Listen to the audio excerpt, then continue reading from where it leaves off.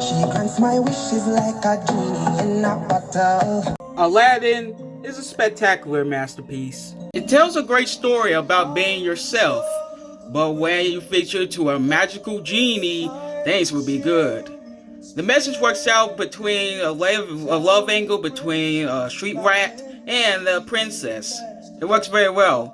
I also enjoy some of the characters, and like I said, I do enjoy the love angle with Aladdin and Jasmine. They're a great couple. And also, this movie has a lot of comic reliefs. To the great and wonderful Robin Williams Genie, to the grumpy and Guilford Godfrey Iago, to the sidekick monkey Abu, and the magical carpet, a flying magical carpet, that's what I say. This movie is funny and spectacular, and it has some great climax and great songs, from A Whole New World, to Prince Ali, to the opening of One Jump. That's a good song as well. From the fantastic creators who made The Little Mermaid and Beauty and the Beast, they had a fantastic time making this beautiful movie. It is very spectacular, and it has an amazing villain, Jafar. Now that's very great. It's great, it's spectacular, it's just all around masterpiece and a wonderful ending. Made you look.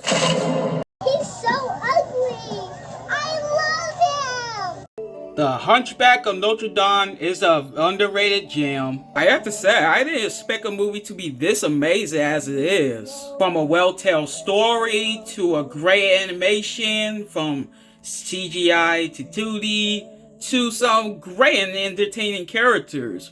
From Quasimodo being ugly but still have a good heart, to Esmeralda to be a gypsy girl but a friendly girl. And guys, they went so hard on the villain Frollo. I have to say, he's one of the best Disney villains I've ever seen. His hatred towards gypsies makes him more vicious and devious he ever is. Even his death scene was kind of scary. I mean, sheesh. You did the Shaman's death is scary, watch his. Although I'm not a big fan of the gargoyles, but I don't really despise them unlike you guys. They're just fine characters that just help Quasimodo with his dreams behind. Or just hoping for his dreams. So yeah, they're fine. And I have to say, they do make some good entertaining songs in this movie. From amazing songs from a great church movie.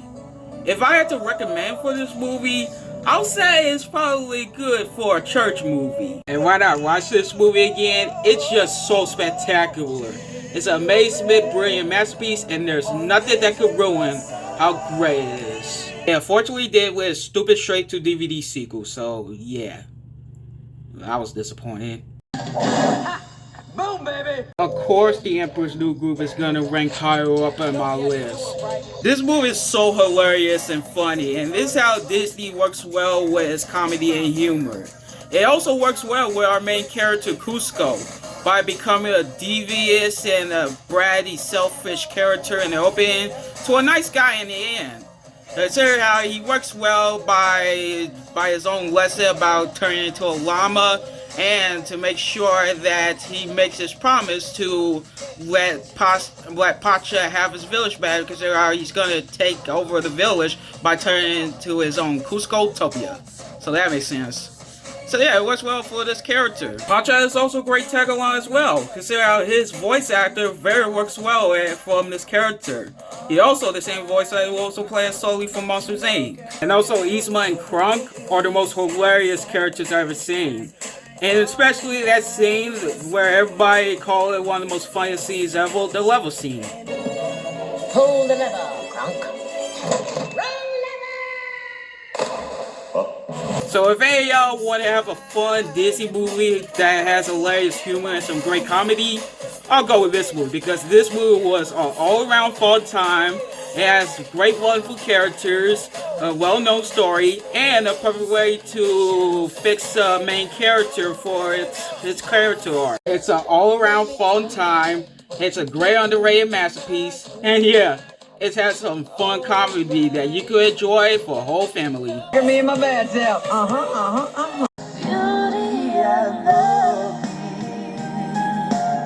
There's only two things I would like to say about the Beauty and the Beast.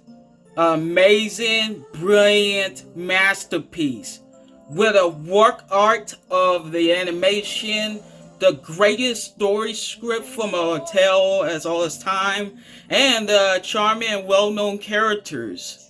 I have to say, this movie is spectacular every single way. There are several scenes that could be very enjoyable, and some scenes that could be very dark. Like to say, hey, Belle, she's an amazing character. And the way how she takes her father's place as prisoner, that's a great character for her.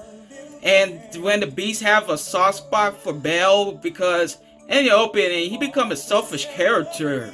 And ever since he rejected the witch's rose, the witch turned into a powerful woman and turned him into a beast. Well, that's a working way to have a character arc for the Beast. And not to mention, one of the greatest scenes ever is the ballroom.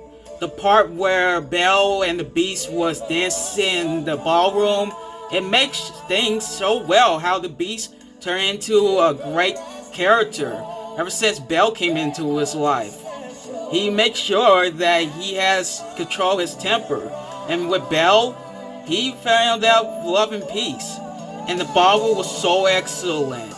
The way how they were dancing, the angels on the ceiling looks like the camera rolling down to see the CG to 2D works well with Belle and the Beast dancing, and how Mrs. Potts was singing Beauty and the Beast. It was truly amazement.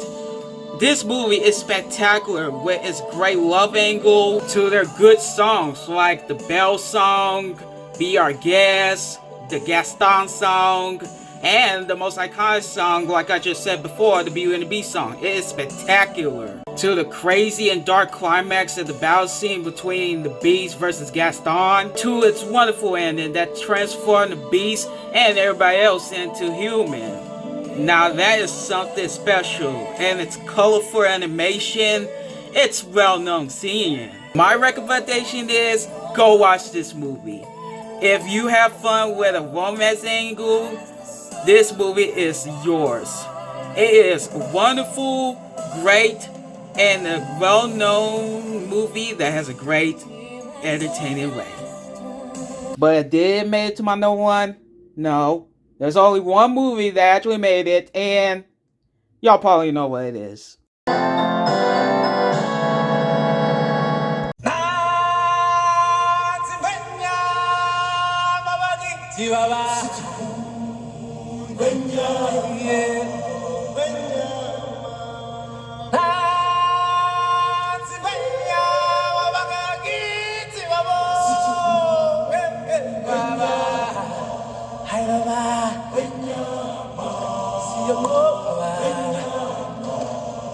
Yep, there's no surprise that this movie made it to my number one.